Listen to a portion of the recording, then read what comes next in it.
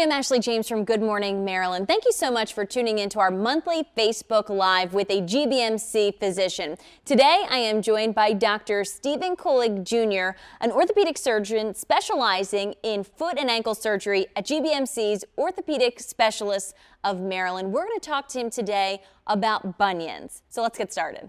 Women are more at risk of getting these. 9 times higher. 9 times higher.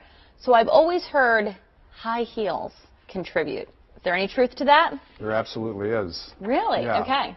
The reason we know that is women wear much tighter shoes. It's not so much the heels, it's the tightness and the pointiness of the shoes.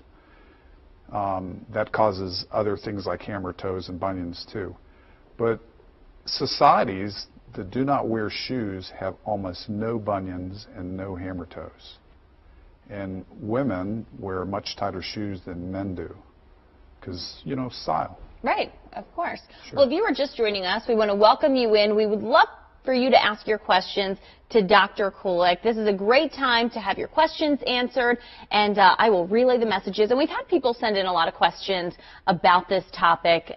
So we're getting right down to these questions.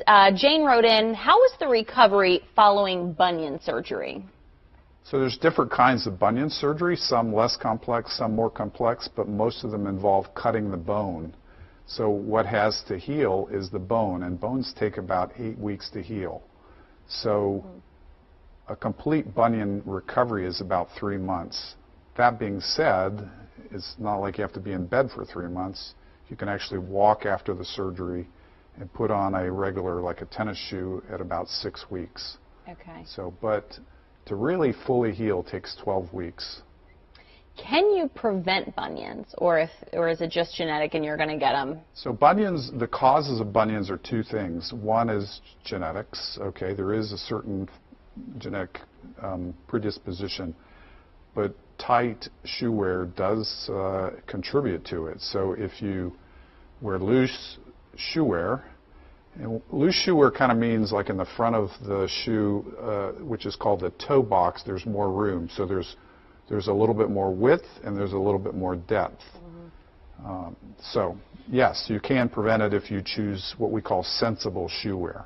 Okay, so speaking of sensible shoe wear, is there a brand that doctors like to push for their patients? A good brand? That's a real tricky thing because in our society, style is paramount. Yeah, I'm not saying people are going to listen and go buy the brand, right? Sometimes they're not as cute, but I'm sure there are some that are better for you than others. So Easy Spirit is a really good line that makes it a little bit more sensible. Naturalizer, a little bit more. Echo, which is a European brand, makes good shoes. Okay. And then almost all the athletic running shoes are very good for a wide, extra depth toe box shoe. Okay. Another question that we had written in, what are other problems that can occur in the feet with bunions? Can bunions cause other issues for your foot? They can. But you might look at it this way, the thing that causes bunions also causes other problems. So the tight shoe wear also causes trouble and deformities of the toes, and most people understand what a hammer toe is. So you can get hammer toes associated with bunions.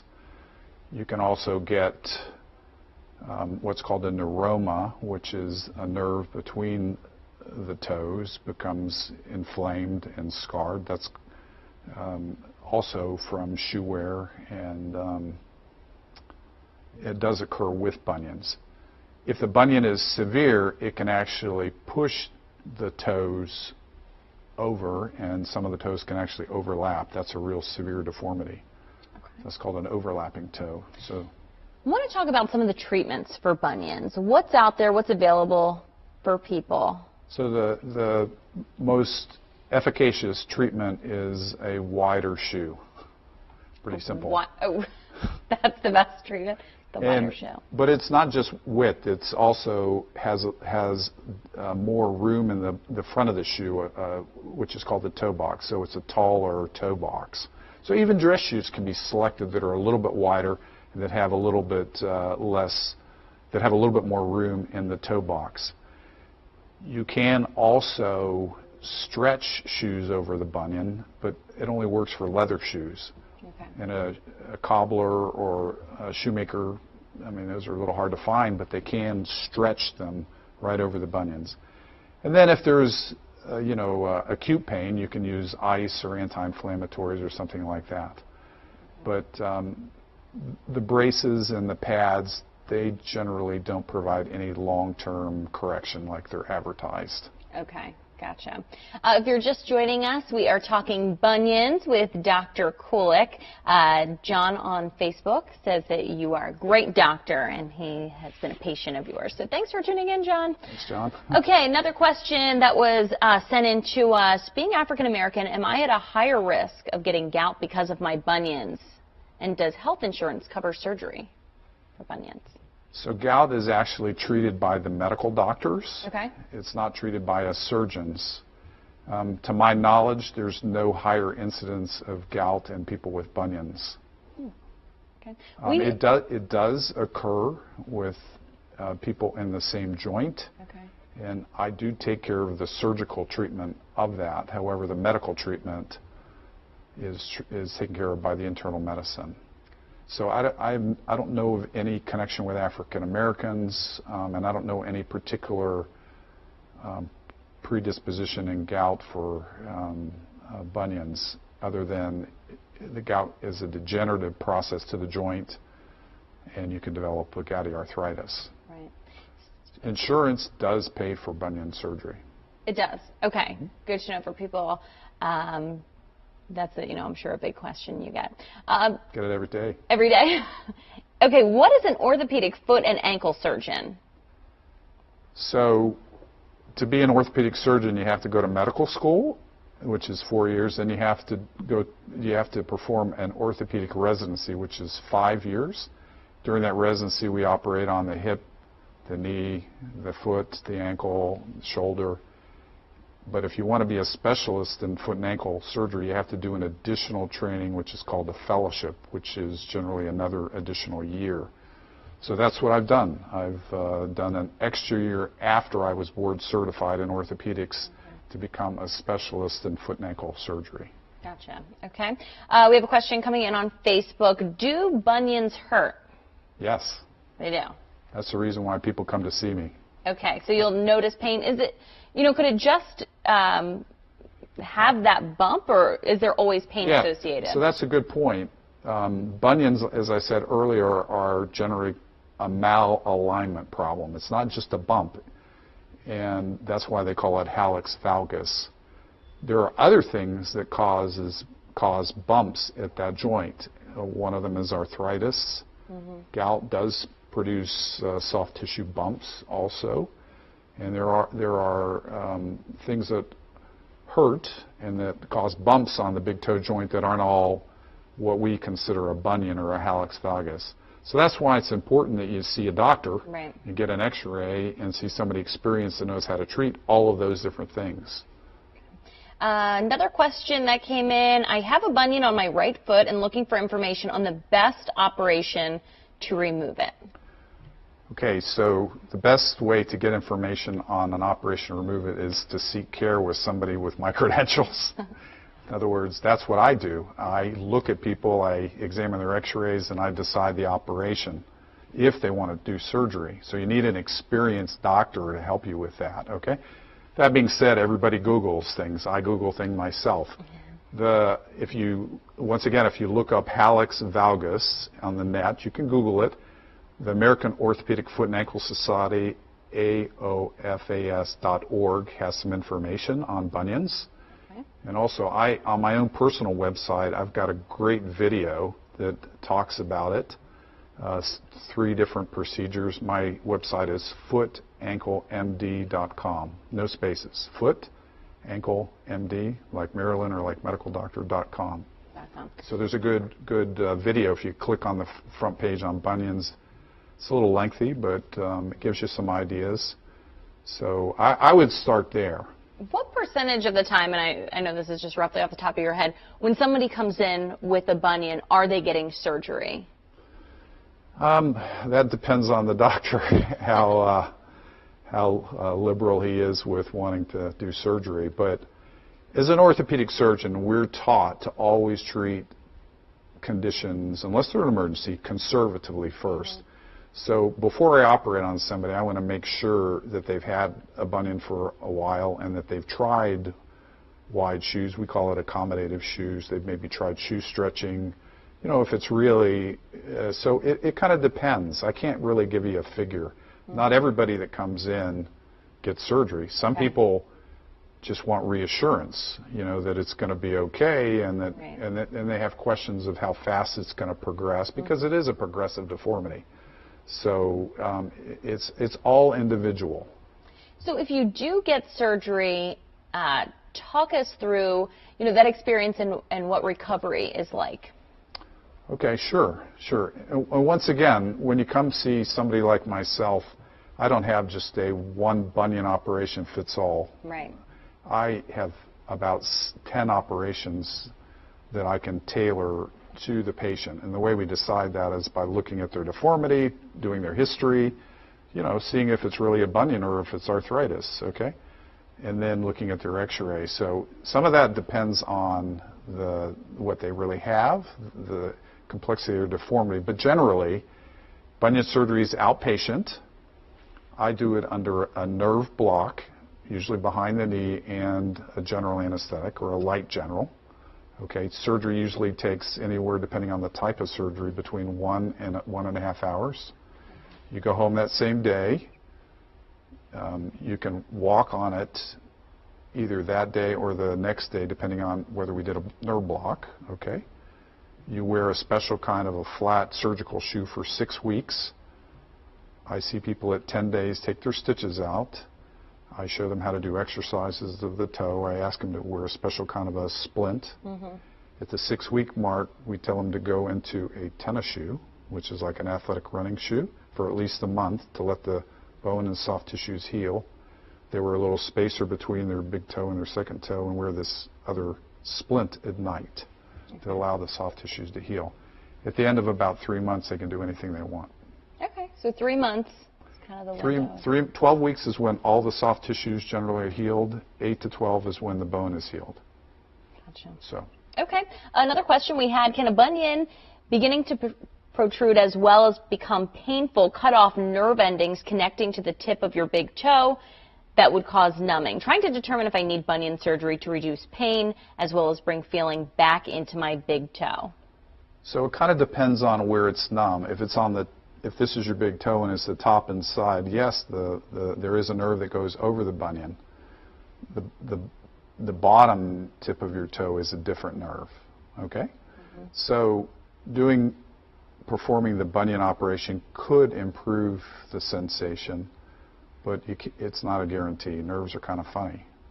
However, all the nerves that are at the end of the toe are what we call sensory nerves. In other words, they perform no function of moving the toe, moving the muscles around the toe. So you can possibly improve it, but it's really hard to guarantee it. Gotcha. Okay.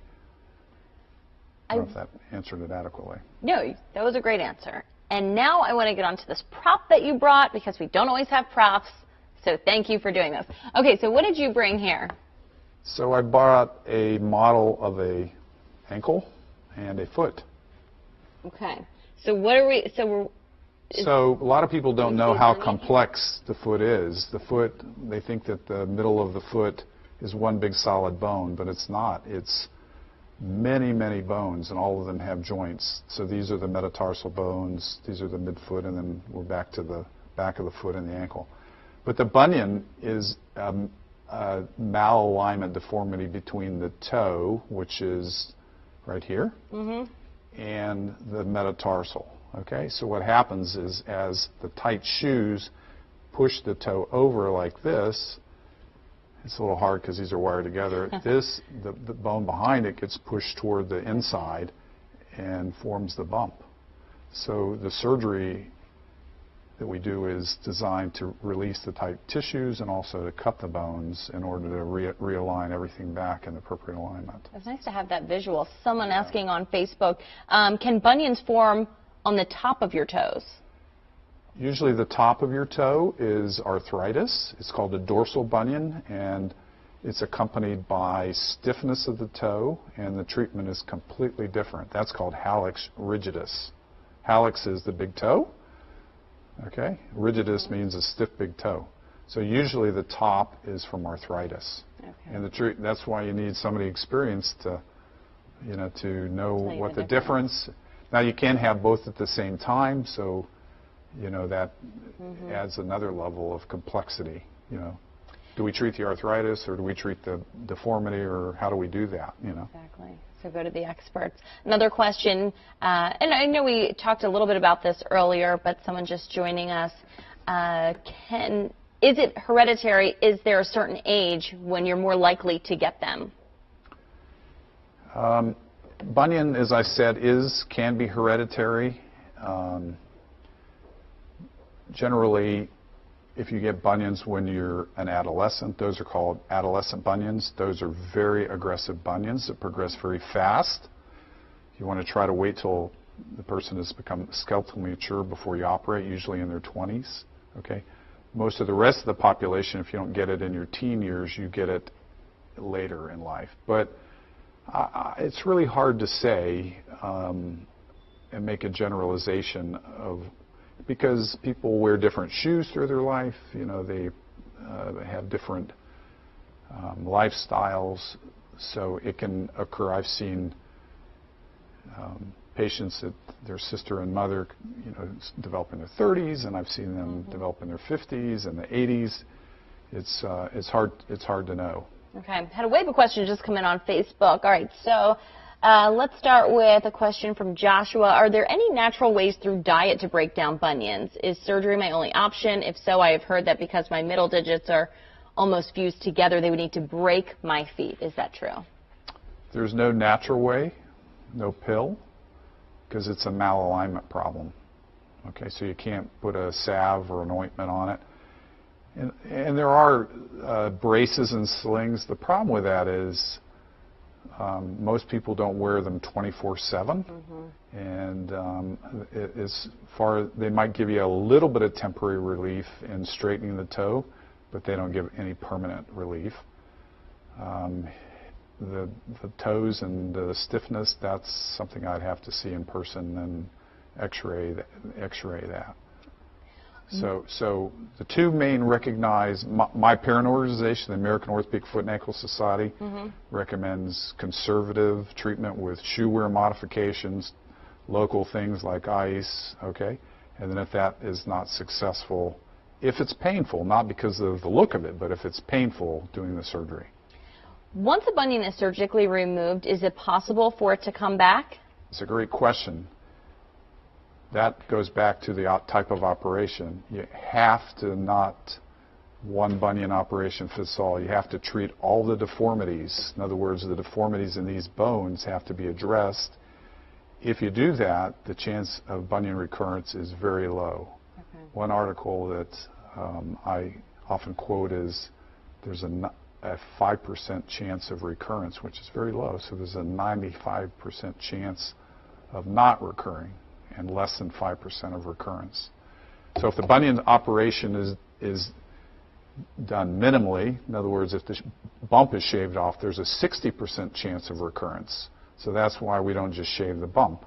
If you correct the deformities, it can be as high as a 95% success, 5% chance of recurrence. So it's the difference between 60% recurrence or 5% recurrence. So that's why you need to have it done, assessed by a qualified person. Another question on Facebook. I'm over 50 years old, an endurance runner with a bunion. Any options to gain more mobility in the big toe to avoid surgery? Well, it depends. Usually a true hallux valgus or a bunion does not really limit the mobility, but if she has arthritis in her big toe, which is the other problem I said before, hallux rigidus, there may be operations of taking the bone spurs off.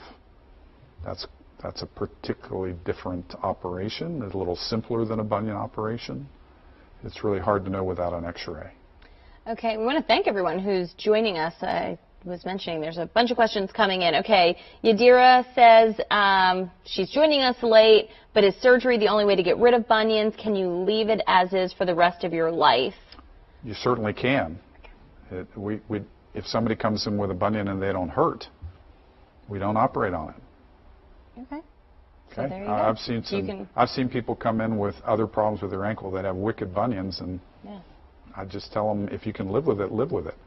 So it's really about the pain for people. It's the primary indication is pain. Okay. There's a secondary indication. Some people have trouble fitting shoe wear. In other words, if they have a huge deformity, they can't find shoes, especially in colder climates like here. They can't wear sandals all year. So they come in for me to fix them because they say, well, I need to get my regular shoes on because I need something to wear during the cold months. So you can let them be. Some of the more severe bunions, they'll push on the toes and then you get toe deformities. So if that's a problem, sometimes we recommend, if it's causing other problems with the foot, fixing them. Those are much less minor indications. Right. Elaine says, does being on blood thinners prevent you from having bunion surgery? No. You would have to check with your doctor and stop the blood thinner usually either a couple days before or a week before, depending on what it is, and then we resume the blood thinner the day after surgery. Okay. Another question on Facebook, do bunions occur in pairs? Also, if you have bunions on both feet, do you recommend having the surgery on both feet at one time? So they can occur on both feet because, like I say, it can have a genetic component, so a lot of times, sometimes one is more severe than the other, or sometimes they're the same. The only time I recommend operating on both feet is if it's a simple bunion deformity and one of the simpler bunion operations. If it's a complex operation where we're cutting the metatarsals, doing a lot of correction to the toes, I'd recommend only one at a time. The reason being, if you operate on both feet, there's a tremendous reduction in your mobility, which could also increase the likelihood of blood clots developing, which is another health issue, you know. Okay. Another question on Facebook, how long does it take to form bunions? Is it years? Years. Okay. So is it hard, I mean, can you tell pretty early, or do you really only notice once, No, people years can later? tell. People can tell early. Okay. And what I learned, I was Army surgeon for 12 years, and then I was also at Hopkins. But what I learned early on is the size of the bunion doesn't determine if it hurts. So I've seen some of my recruits in the Army that had real small deformities that really hurt a lot, and I've seen some people that have huge bunion deformities that don't hurt. So most people can look down at their foot and see a bump there, and then if it bothers them, then that's what brings them in. Gotcha. Kenneth asks, how do you treat tendinitis? So that tendinitis is a whole different ballgame here. I do treat tendinitis. I treat all kinds of troubles. I do ankle replacements. I treat plantar fascia. I treat ankle fractures. I do tendinitis. There's lots of different tendons, so that depends on what the tendon is. But generally, we treat tendinitis with rest, ice, immobilization like in a boot or a special shoe, and oral anti-inflammatories if people can take them. Okay, so go see your doctor too for that. I guess I'm a broken record, right? Yeah. Well, you know, a lot of people are just jumping on here too. I mean, in other words, it's important to. I don't discourage people from Googling things. That's why I have my own website. You know what I'm saying? Right. And if I need to see a doctor, I Google it too. You know. So, but I think it's important that it's not the primary way you make a decision. There's so much information. You know, I don't know if you know this, but there's 150 bunion operations. I did not know. 150 that have been described. Okay. So, and a lot of them become more popular some years, and I've been practicing about doing foot and ankle for, let's see, 28 years, okay? So some of them were popular when I first started or not popular now, so they keep kind of coming and going. So it's really hard as a non-medical person to understand. So, and sometimes you need to get a second opinion too, you know? Yeah, I think it's interesting you were talking about, I mean, people are always going to Google nowadays, always going online. Sure, there's nothing wrong with that. I do it too. But how many times do people come in and think their issue is so much more serious than it probably is? I mean, it can also scare you going on. Sure. Well, people come in for a couple of reasons. One, because they're nervous about something. Sometimes they think they have cancer or something, and then they hurt. So it's really hard to navigate the medical field by yourself on Google. You know, so you really need somebody to help you with that, and that's what doctors do. Trust the professionals. Yeah, sure. All right, Dr. Kulik, well, is there anything that we didn't get to that you think we should talk about while we have you in here? We gave you 100 questions. So yeah, I think I think we covered it pretty well. Yeah, everything about bunions you need to know you can get here on Facebook. So if you think that somebody might be interested in this topic, be sure to send our Facebook Live to them. And thank you so much for being here. We really appreciate it. All right, we'll see you on Good Morning Maryland tomorrow starting at 4:30. Have a great day.